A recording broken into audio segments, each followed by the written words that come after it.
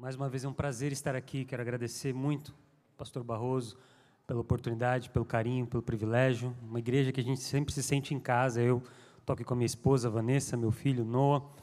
Viemos visitar uns amigos de longa data, Cláudia, Michele. Reencontrei aqui o Felipe, Silmar, grandes amigos. Pastor Dr. Tim, referência para a gente ali, foi meu professor lá no NASP em 99. Estou muito feliz de reencontrar aqui pessoas tão queridas, rostos tão familiares. Esse é um momento muito especial. Nós já cantamos, nós já oramos, nós vibramos aqui, celebramos a conquista dos jovens, aprendemos, estudamos a Bíblia já, e mais uma vez nós vamos abrir a palavra de Deus. E esse não é um momento comum, não é um momento ordinário, é um momento extraordinário. E a gente tem um desafio muito grande de conseguir ouvir a voz de Deus. São tantas distrações, são tantas limitações. Texto que a gente vai ler, escrito há milhares de anos atrás. Outra língua, outro idioma, outra cultura. Tem um distanciamento. A gente tem vários desafios aqui nesta tarde. Temos o tempo, o desafio do tempo. Temos o desafio da nossa barriga roncando já. E por isso eu gostaria de mais uma vez pedir que você fechasse os olhos para que a gente pudesse pedir o poder do céu, o poder de Deus para esse momento tão especial. Nosso Deus e Pai, que privilégio estar aqui na Tua casa, que privilégio estar aqui reunidos em Teu nome. Que privilégio, Pai, ter a certeza da Tua presença neste meio, no nosso meio. E nesse momento tão sublime,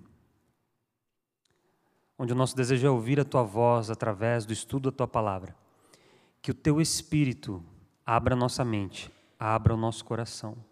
Oramos e pedimos em nome de Jesus. Amém. Evangelho de João, capítulo 6. Verso 48. Eu sou o pão da vida. Eu também não estou ajudando, né? Próximo do horário do almoço, e o tema da nossa mensagem é o pão da vida. Não apenas na nossa cultura brasileira, mas na maioria das culturas ao redor do mundo, o pão, ele tem um significado muito importante. Na verdade, pelo menos dois significados. Ele nos conecta com a nossa memória afetiva, ele nos lembra de casa, nos lembra da nossa cultura. Provavelmente você tem memórias da sua infância onde você tinha ali, comia ali o pão. De repente, até se você é privilegiado, um pão feito em casa, feito pelos seus pais, pela sua mãe, pela sua avó. Ou então você tinha acesso àquele pão ali do lado da sua casa, naquela padaria do bairro. E dependendo da região do Brasil, de onde você veio, a nomenclatura para o pão é diferente. Por exemplo, eu vim de São Paulo, lá nós chamamos o pão da padaria de pão francês. Não sei qual a razão, mas se você é de outra região, por exemplo, se você é do Rio de Janeiro, talvez você vai chamar esse pão de sal ou de pãozinho. Se você é um dos nossos irmãos lá da região do Sul, o pão é o cacetinho. Se você é de Minas Gerais, curiosamente, você vai chamar esse pão de carioquinha. Esqueci alguma nomenclatura aqui para o pão ou não? Pão de sal, pãozinho, massa fina e massa grossa. A gente já sente até o cheiro, né, do pão e ativa aí a nossa memória. Mas o pão, ele tem essa característica, e talvez vocês aqui sejam privilegiados, vocês devem ter mais padarias aqui brasileiras do que a gente tem lá em Michigan. Mas tem um outro aspecto também no pão. O pão, ele simboliza, ele significa sustento, provisão. Ele representa os alimentos em geral. Não é à toa que Jesus Cristo, na sua oração modelo, ele pede, ensinando: o pão nosso de cada dia nos dá hoje, o nosso sustento. O pão, portanto, nos lembra de casa, nos traz a memória de casa, mas também representa a vida, porque o alimento é uma questão de vida ou de morte. Nós dependemos, nós precisamos do pão a cada dia. E para a gente entender essa frase de Jesus, eu sou o pão da vida, a gente precisa voltar para o início do capítulo 6 do Evangelho de João. O capítulo começa dizendo assim nos versos 1 e 2, capítulo 6, versos 1 e 2 do Evangelho de João. Algum tempo depois, Jesus foi a outra margem do mar da Galileia. Eu vou abrir um parênteses aqui. Algum tempo depois, é porque tinha uma continuação, a história estava se desenrolando no capítulo 5. Jesus estava num embate duro, difícil, com os religiosos da época, com as autoridades religiosas da época, por conta do sábado, por conta da forma com que Jesus se comportava no sábado. Jesus ali havia curado um paralítico lá no tanque de Betesda, no dia de sábado. E aqui esse parêntese ele serve porque muitas vezes há esse discurso de que o sábado não tem importância no Novo Testamento, de que a guarda do sábado, o quarto mandamento de Deus, ele é enfatizado no Antigo Testamento, mas não tem muita relevância no Novo Testamento. E aqui esse capítulo 5 do Evangelho de João diz justamente o contrário, que era tão importante que o jeito que Jesus guardava o sábado, o fato de Jesus promover a vida no sábado, elevar o sábado a não apenas uma prática religiosa vazia, mas uma exaltação da própria vida, fez com que as autoridades religiosas começassem a planejar a matar Jesus. Tamanha a importância desse mandamento foi um dos grandes motivos e razões pela qual Jesus foi crucificado, a sua guarda do sábado. Fechando aqui parênteses. Jesus então agora, algum tempo depois, Jesus foi a outra margem do mar da Galileia, e grande multidão continuava a segui-lo, porque vira os sinais milagrosos que ele tinha realizado ao curar os doentes. Jesus realizava milagres, e a Bíblia chama os milagres de sinais. A gente vai ver essa nomenclatura também no Antigo Testamento. Quando a gente vê, por exemplo, a história do Êxodo, quando Deus, através de Moisés, liberta o seu povo e derrama as 10 pragas do Egito, o próprio Deus diz que aquilo são sinais para que o povo, para que o Egito e para que Faraó soubessem quem ele era. Quem é que estava por trás daquela obra. Então, os milagres na Bíblia, os sinais na Bíblia, eles são uma forma de revelar a Deus. Deus se revela através dos milagres, através dos sinais. E por conta disso, Jesus era seguido por uma grande multidão, por causa dos sinais. E a nossa leitura continua, nos versos 3 e 4. Então Jesus subiu ao monte e sentou-se com os seus discípulos. E estava próxima a festa judaica da Páscoa. O autor está dando informações para a gente aqui. O pano de fundo para essa história que a gente vai ler e estudar era a festa da Páscoa. E mais uma vez a gente é levado lá para o livro de Êxodo, para quando Deus celebrou, para quando Deus libertou o seu povo e pediu para que eles celebrassem essa libertação. Ali, a partir daquele dia, aquele seria o primeiro mês, o mês mais importante. Eles ficariam ali celebrando a Páscoa. Eles, a partir do primeiro dia até o 14º dia, eles iriam separar um cordeiro, e ali, a partir daquele dia, eles iriam sacrificar o cordeiro, iriam assar o cordeiro, iriam ter uma refeição, um banquete, celebrar, e então seguir a viagem. Sair, enfim, depois de séculos de servidão no Egito. A celebração da libertação passa pela mesa, passa por um banquete, uma refeição. Nos versos seguintes, versos 5 a 7, levantando os olhos e vendo uma grande multidão, Jesus disse a Filipe: onde compraremos pães para esse povo comer? Filipe respondeu: 200 denários não comprariam pães suficientes para que cada um recebesse um pedaço. Todos os evangelhos que retratam esse milagre, essa história, a multiplicação dos pães, eu vou dar esse spoiler já, se você ainda não conhece essa história, dizem que ali haviam 5.000 homens. E esse tipo de contagem era uma contagem, muitos acadêmicos defendem, que era utilizada para definir o número de pessoas aptas para a guerra. Então, eles excluíam dessa contagem crianças, mulheres, idosos, pessoas com necessidades especiais. Então, nós podemos aqui inferir do texto que deveria ter aqui pelo menos próximo entre 15 a 20 mil pessoas. Tanto é que Filipe olha e fala assim: Senhor, nem se nós tivéssemos, ou seja, eles não tinham esse dinheiro, mas nem se nós tivéssemos 200 denários, seria suficiente para que cada pessoa pegasse um pedacinho de pão. E aqui fazendo uma conversão aqui grossa, né? Um denário era um dia de trabalho, um trabalhador ali, braçal. A gente está pensando aqui, talvez, vamos chutar um número aqui, entre 40 e 50 mil dólares, porque era um pouco mais da metade do ano, do valor do salário do ano. Então vamos supor que ali Filipe estivesse dizendo, olha, nem se a gente tivesse aqui 40, 50 mil dólares, daria para alimentar essa multidão, nem para que eles experimentassem um pão ali, uma porção da Santa Ceia, não daria. É muita gente, não temos condição de alimentar essas pessoas. Escassez. O texto diz que Jesus estava fazendo um teste, porque ele já sabia o que ele iria fazer.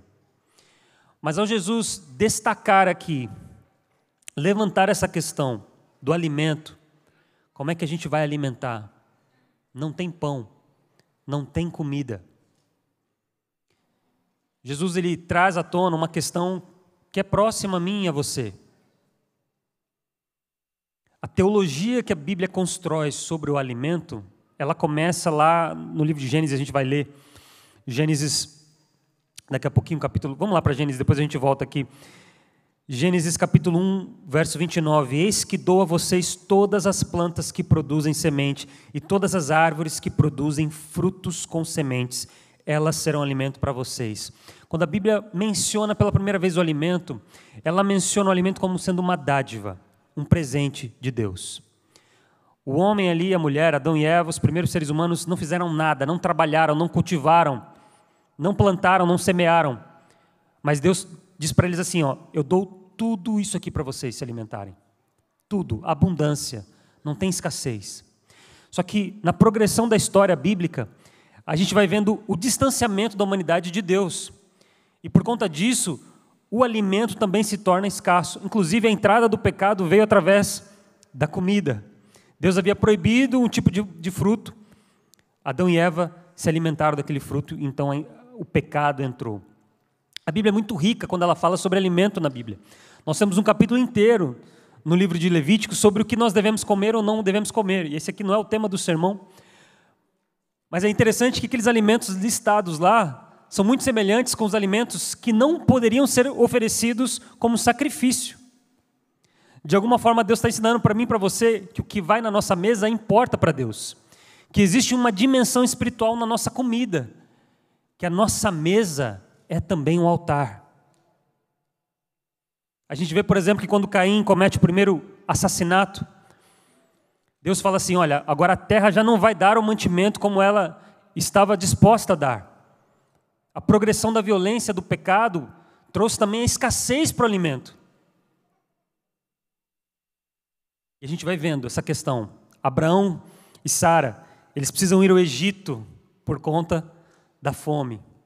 Toda a história do Êxodo é baseada no fato de que a terra estava com fome, havia fome na terra, e no final da história, eu estou resumindo aqui bastante por causa do tempo, José e sua família vão parar no Egito, e depois eram 70 pessoas que foram para lá, e aí eles se levantam, depois eles se multiplicam e se levantam um novo faraó que não conhecia José. Assim termina o livro de Gênesis, começa o livro de Êxodo. Toda essa temática do Êxodo, que é o molde, a forma para a história da redenção da humanidade, tem a ver com a fome, com a necessidade do alimento. E Jesus levanta essa questão. Como é que a gente vai alimentar essa multidão? E talvez essa questão que eu e você, a gente se depara no nosso dia a dia. Quando a gente sai para trabalhar cedo, de manhã, no calor, no verão, mas também no frio, na neve, quando a gente trabalha até o final do dia, até de noite, quando a gente trabalha pesado, duro, gasta tempo, energia, para chegar no final do mês e pagar ali as contas, essa questão é levantada. Como é que a gente vai sobreviver? Como é que a gente vai viver? Como é que a gente vai trazer comida aqui para a nossa mesa?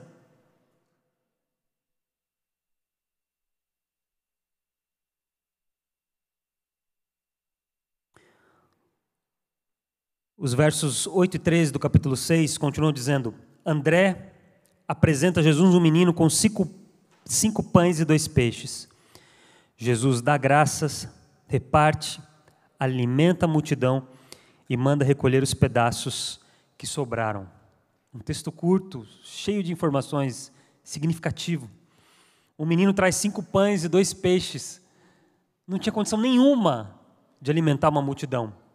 Jesus dá graça. O que é dar graça? É agradecer. Será que a gente tem isso? Será que a gente tem esse mindset, esse reconhecimento de que tudo que a gente tem é de Deus? Será que a gente reconhece que sem Deus nós não somos nada? que é Ele quem é o nosso provedor, é Ele que nos sustenta, não é o nosso trabalho, não é a nossa carreira acadêmica, não é o governo A, o governo B, político A, o político B, que a nossa vida não depende das mudanças econômicas, mas é que é Deus quem nos sustenta. Jesus, naquela situação ali, impossível, improvável, a primeira coisa, ele pega ali 5 pães e 2 peixes e agradece a Deus. Será que você já agradeceu a Deus no pouco, no mínimo? Quando o orçamento está apertado, quando a situação está difícil, você agradece a Deus? Ele reparte, ele alimenta a multidão e manda recolher os pedaços que sobraram.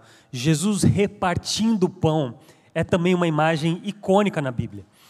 A gente vai lembrar, talvez, ali do encontro de Jesus com os 2 discípulos no caminho para Emaús. E Jesus é reconhecido por eles, depois de uma longa viagem, de alguns quilômetros ali, talvez mais do que 10 quilômetros, quando ele reparte o pão. Se Jesus é o autor da vida, se é Jesus quem nos dá o alimento, eu e você como seus seguidores, a gente precisa também ter essa característica. A gente precisa também se solidarizar com as pessoas ao nosso redor. A gente também precisa repartir aquilo que Deus nos deu, a bênção, as bênçãos que a gente recebe de Deus. Inclusive, toda a teologia da Bíblia sobre bênção não é algo que você recebe e mantém, mas é algo que você recebe para compartilhar. O chamado de Deus para Abraão, a promessa de Deus para Abraão era que ele seria uma bênção para as nações. A primeira vez que bênção aparece na Bíblia é quando Deus abençoa os animais para que eles se multipliquem. Depois também abençoa os seres humanos para que eles se multipliquem. Será que você tem multiplicado aquilo que Deus tem te dado? As bênçãos que Deus tem te dado? Você tem compartilhado? Você tem distribuído? Porque o inverso desse valor tão precioso do reino de Deus é o acúmulo. O acúmulo é o inverso do compartilhar. E ele manda recolher os pedaços que sobraram. 12 cestos cheios. O texto está dizendo para a gente aqui, com toda a clareza, que não havia escassez no milagre de Jesus. Jesus não multiplicou os pães e falou assim, gente, olha, cada um só come 2, 3 pedaços, tá? Porque senão vai faltar. Às vezes a gente faz isso, né? Quando a gente vai fazer alguma coisa em casa, às vezes e tal, a gente fica, poxa vida, será que a comida vai dar? Está vindo mais gente, vixe, chegou gente que não tinha pensado.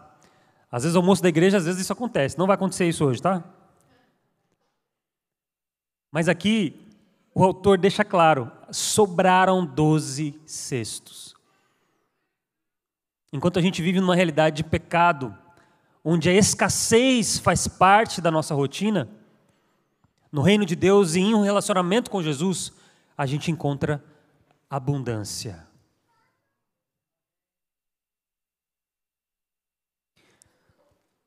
Versos 14 a 15. Depois de ver o sinal milagroso, o povo começou a dizer, sem dúvida, este é o profeta que devia vir ao mundo. E sabendo Jesus que pretendiam proclamá-lo rei à força, retirou-se sozinho para o monte. Agora a gente tem uma pausa aqui na história. Jesus sobe para o monte. Eles estavam do outro lado do mar da Galileia. Os discípulos então pegam um barco, vão para Cafarnaum. E aqui é uma história que a gente não vai abordar agora, mas tem uma tempestade, tem um vento forte, eles encontram Jesus andando pelo mar, chegam ao outro lado. O povo que tinha ficado ali do outro lado, na montanha, percebe que Jesus não está, vai também encontrar Jesus em Cafarnaum, e de alguma forma eles vão parar dentro de uma sinagoga, e a conversa continua lá nesse contexto, na sinagoga. Então a gente vai seguir para João capítulo 6, versos 28 e 29. Quando encontraram Jesus do outro lado do mar, perguntaram, mestre, como é que o senhor chegou aqui?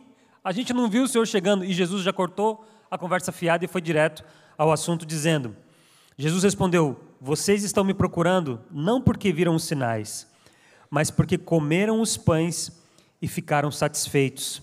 Não trabalhem pela comida que se estraga, mas pela que permanece para a vida eterna.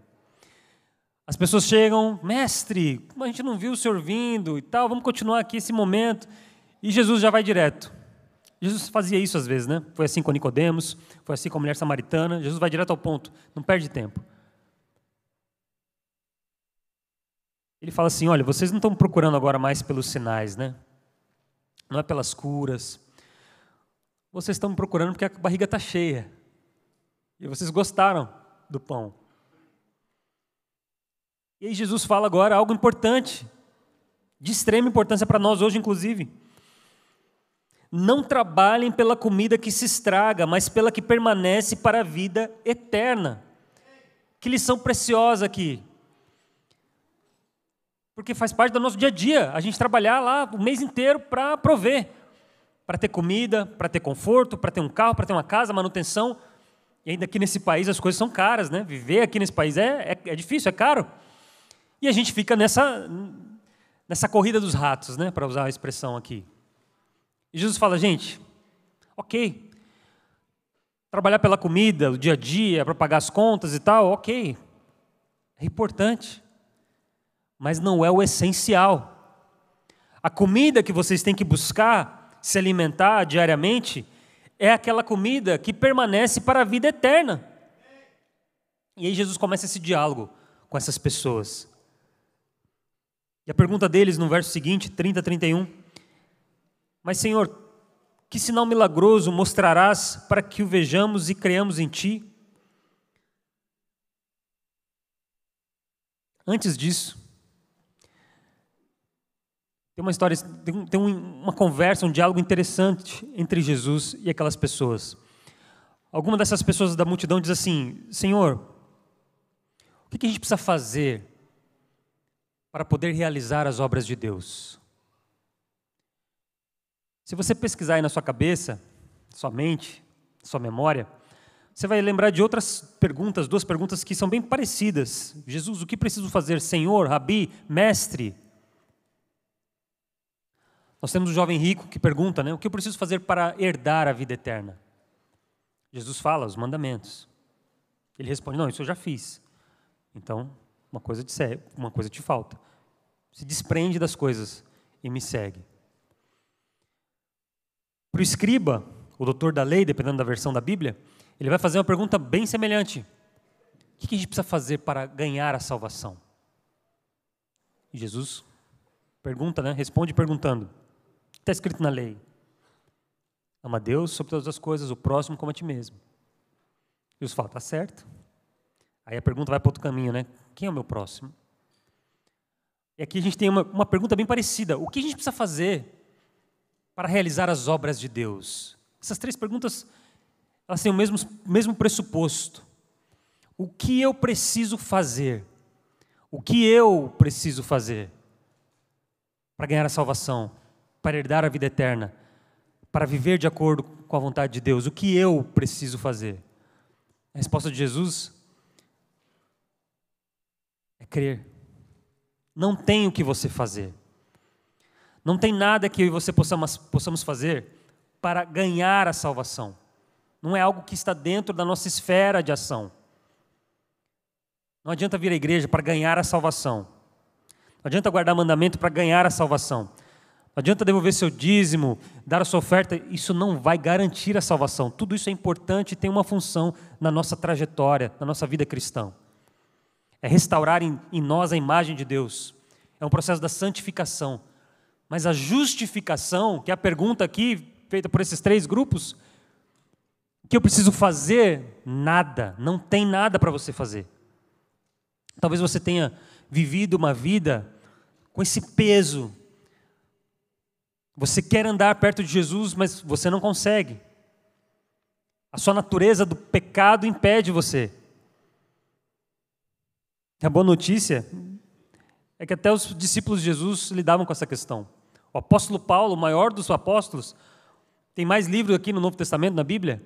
Ele fala, o que eu quero fazer, eu não consigo.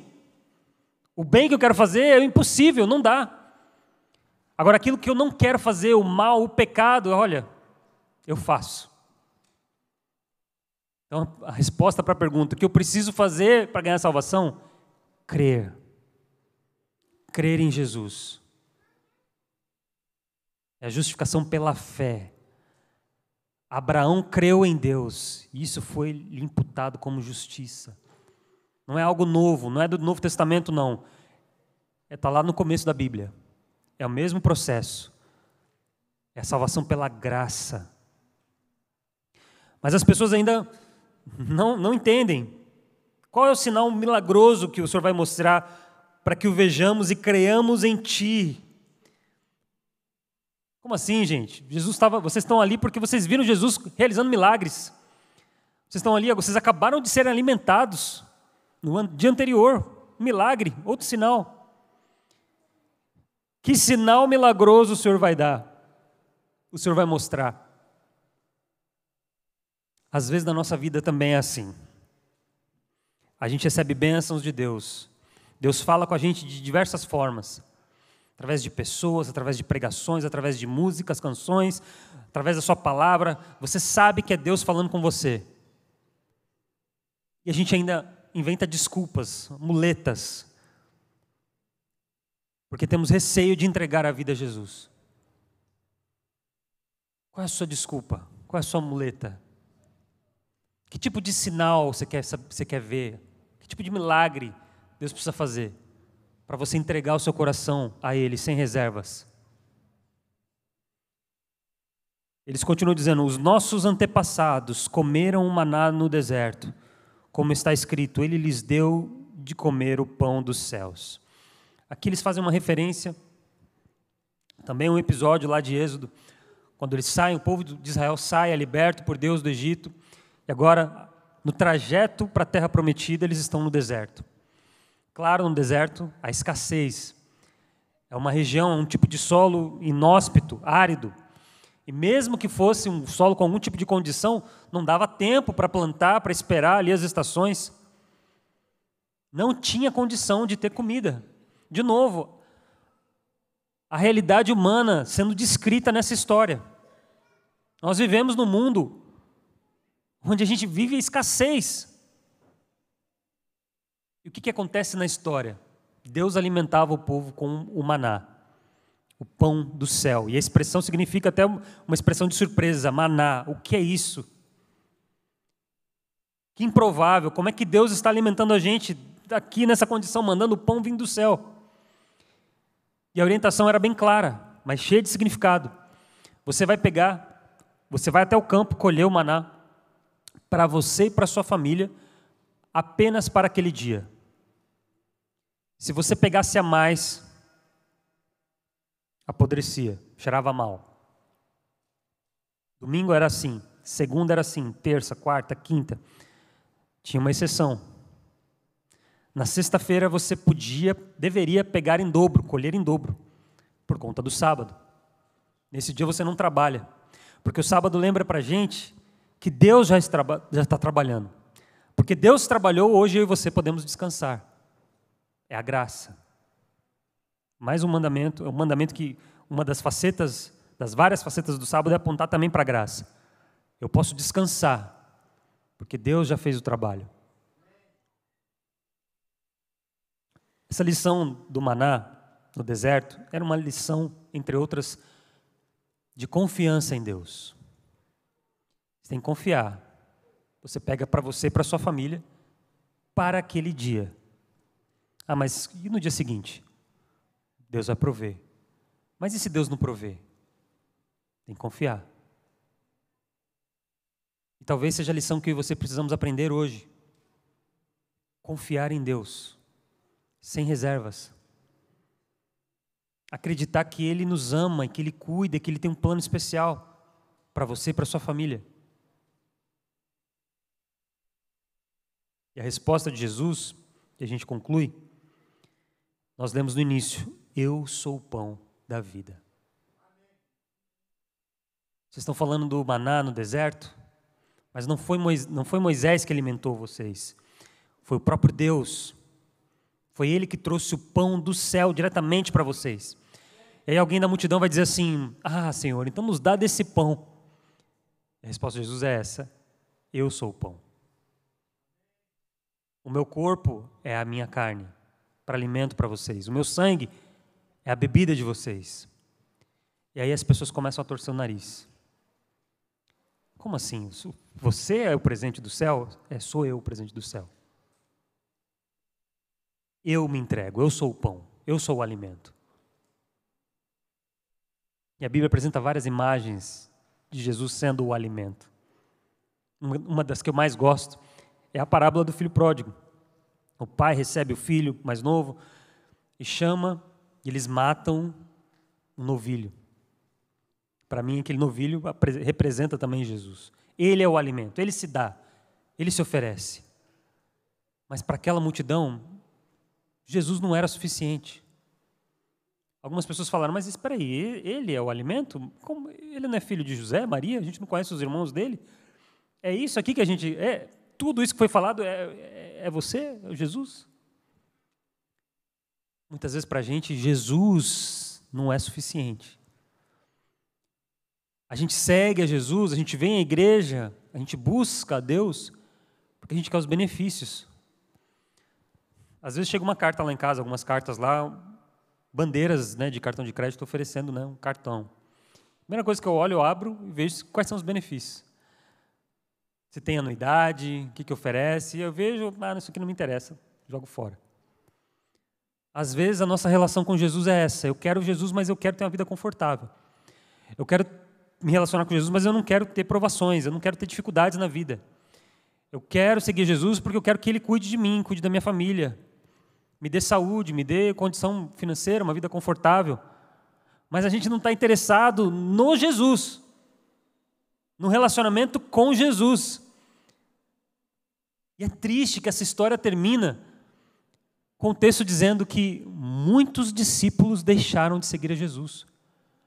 Porque eles concluíram que aquela informação, aquela mensagem era muito difícil. Quem é que pode ouvir? As palavras de Jesus para aqueles que querem segui-lo aquele que quer me seguir, tome a sua cruz. Ninguém quer tomar cruz nenhuma, né? Negue-se a si mesmo. Negação dos desejos do eu, do ego, do egoísmo. Então siga-me.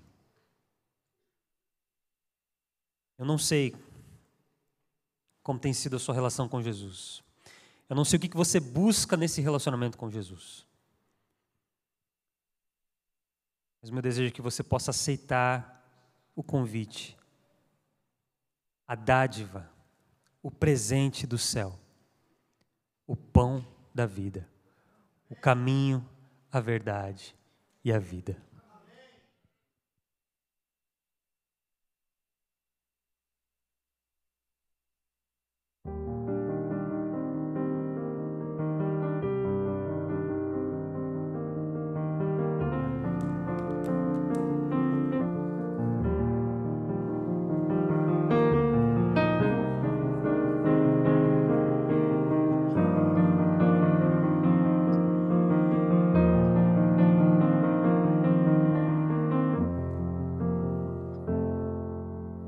Ele é o Verbo,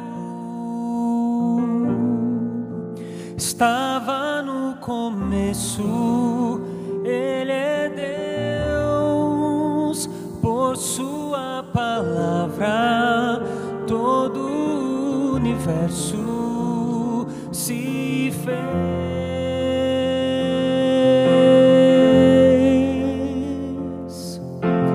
Ele é o Cristo,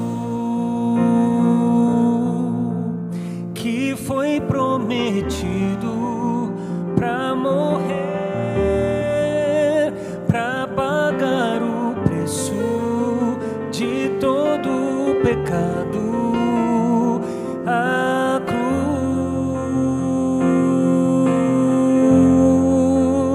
Ele é o caminho, verdade, a vida, salvação. Quem crê nele, ainda que morra, viverá.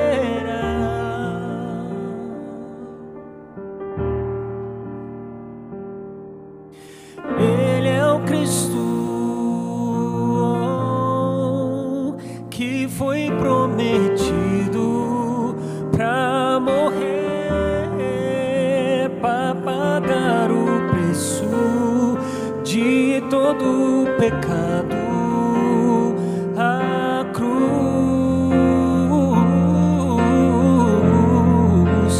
Ele é o caminho, verdade, a vida, a salvação. Quem crê nele, ainda que morra, viverá.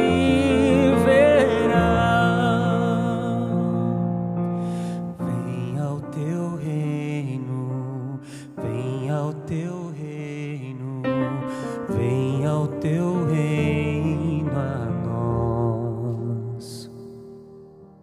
Seja o teu reino, seja o teu reino, seja o teu reino em nós.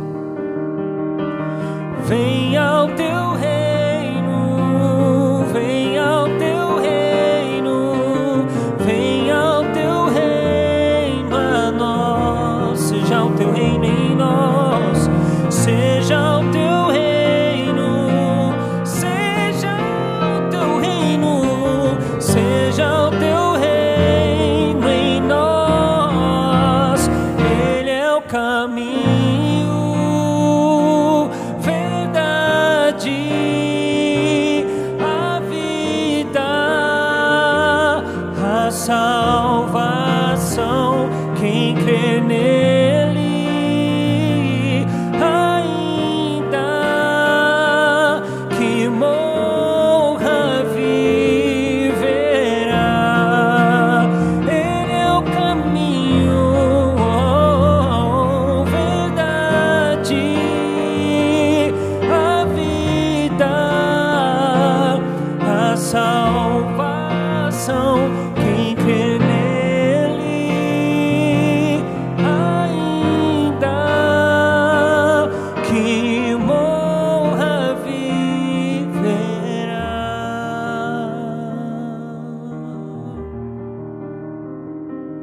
Amém.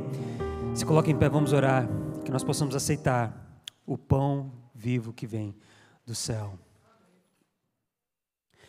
Nosso Deus e Pai, nós te louvamos, nós te agradecemos pelo dom da vida, pela dádiva que vem do céu. Jesus Cristo, o caminho, a verdade e a vida.